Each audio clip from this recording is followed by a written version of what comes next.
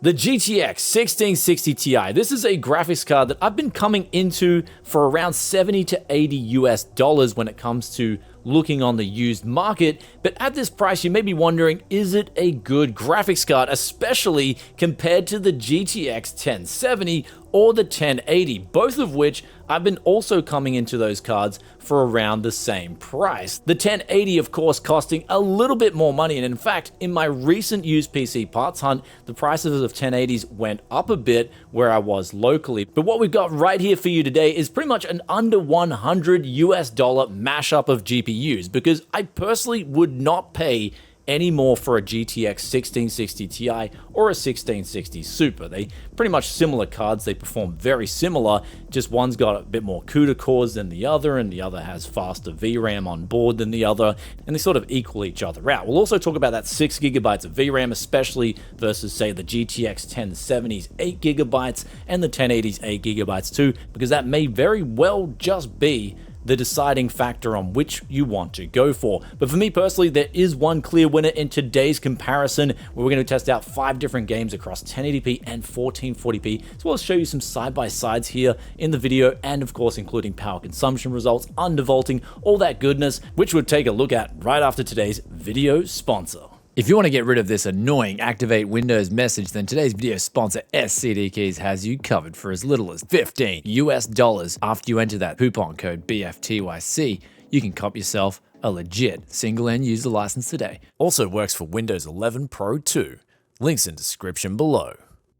Welcome back to Tech Yes City. Let's throw up those gaming benchmarks for you guys. Well, we'll start off with a competitive multiplayer title here. This is CS2 or Counter-Strike 2, and what we've got here is the high settings dialed in, because frankly this game isn't that hard to run, and these cards I feel like they're matched perfectly around that 240 FPS mark at 1080p 100% screen resolution. But here's where we have a clear victory here for the GTX 1080, but the GTX 1070 and the 1660 Ti pretty much performing around the exact same spot. They're pretty much two identical cards in this particular benchmark. And then at 1440p, it's also a very similar scenario. There's really no VRAM constraints here, especially at these settings, so the 6 and 8GB isn't going to make a difference here. But let's go on to Manor Lords. This is a newly released title, still apparently in early access, so it's not the actual official launch of the game. But here's where we're seeing the GTX 1080 actually pull substantially ahead of the other two, but then the 1070 does beat out the 1660 Ti in this title too.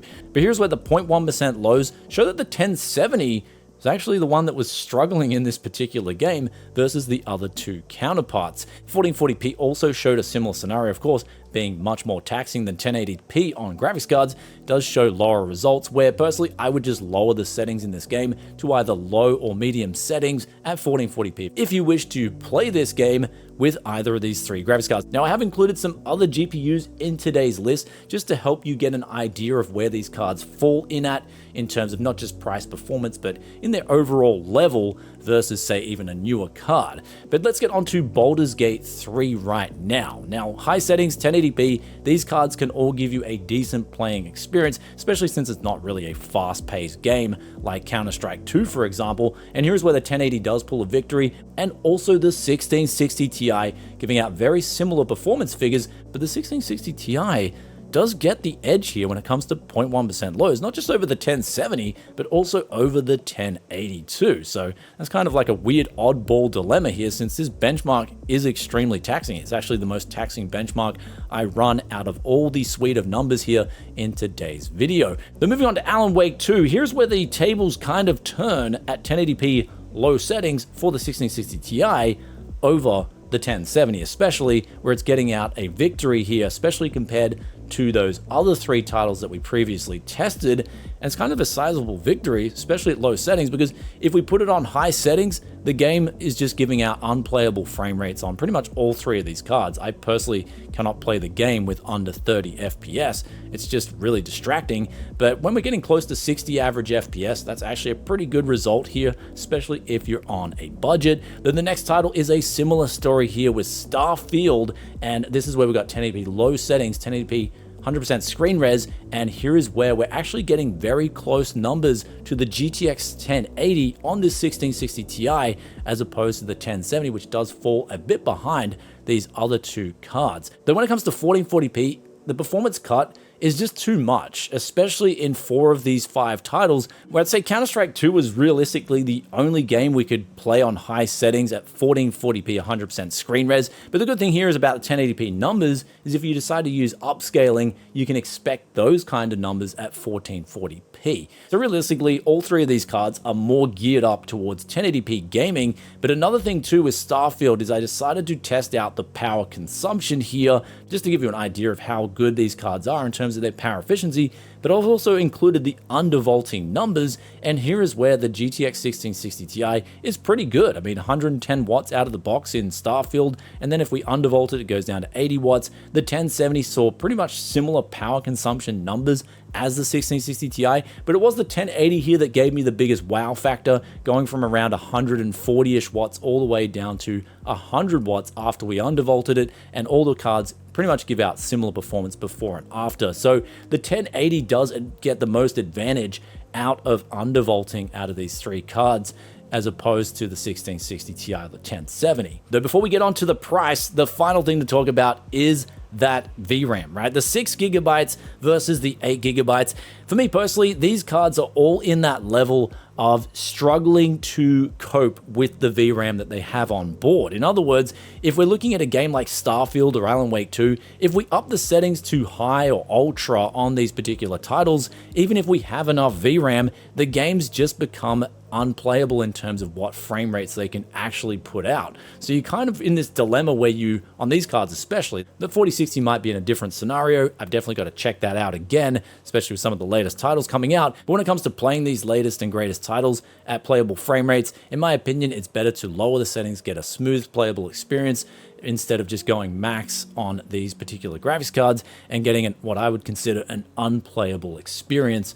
Regardless of whether you got 6 or 8GB of VRAM, I just came into no problems here, especially in Alan Wake 2 and Starfield on the 1660 Ti. I think 6GB of VRAM is enough for this card, as well as 8GB being definitely enough for the 1080. However, that said, if you are into custom modding games, you're going to know how much VRAM you need on those particular games, and so the 8GB on the 1080 or the 1070 may be that factor that switches you to buy the 1070 or the 1080 if you're on that budget versus the 1660 Super or the 1660 Ti. Anyhow, with all that aside, we got 1070 here, we've got GTX 1080, and then we've got the 1660 Ti, which is a lot smaller than the other cards, actually all the cards that I tested out in today's benchmarks. Though the last thing to talk about here is, of course, price and value. And here's where the 1660 Ti, it should be coming in cheaper than the 1080.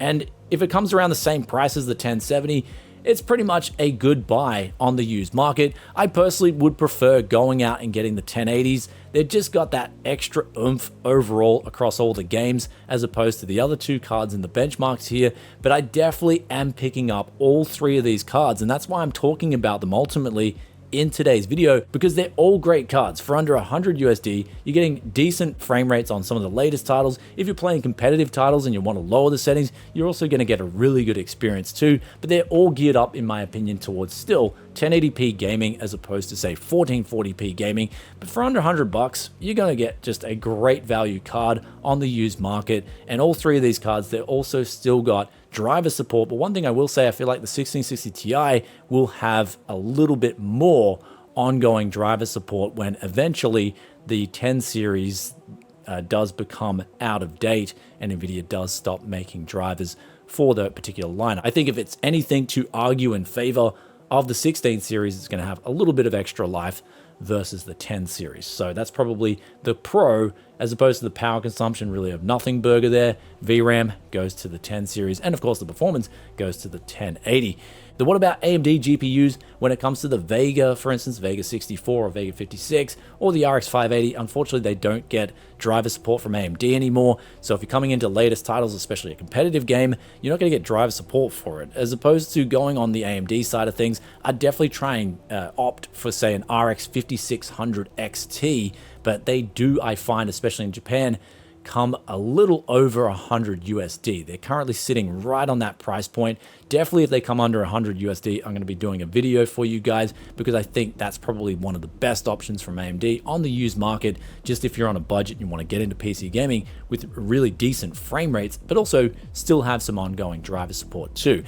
Anyhow, guys, with all that aside, do let us know in the comment section below what you think of all three of these used GPUs that we've looked at here today, and also the ones in the list as well. I just think the three shining stars here, they're all pretty good. It just depends on the price you can get them for. Of course, the lower the price, the better. But with the 1660 Ti and also the 1660 Super, I personally wouldn't pay any more than 100 USD mid-time of 2024, and going forward, I don't see the prices coming down a whole lot. But that said, if they do come down, it's always a welcome addition. If they come up, I'll update you guys on what other cards you can look for around this price point. Anyhow, hope you enjoyed this one. If you stayed this far and you're enjoying that Tech Yes content as always, then you know what to do, and I'll see you in another tech video very soon. Peace out for now. Bye.